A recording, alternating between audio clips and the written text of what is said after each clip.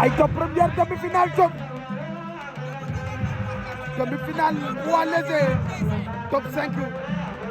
face à Moussa Kaling un retour gagnant ndeysaan top 5 moo féete à droite Moussa Kaling en face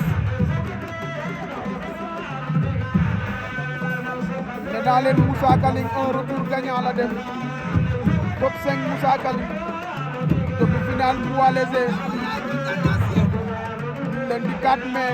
2026 fii ci campement Ndangaan wooy ndeysaan tegal ma la Kumba Jagati wax day yaa Kumba oyoy la sinige wóor na alxuraan la yaa Kumba di wax neex na yaa Kumba yàlla yàlla wéral baat Moussa wooy Moussa Kaling daan na ko Moussa Kaling en finale nee naa leen Moussa Kaling retour gagnant la def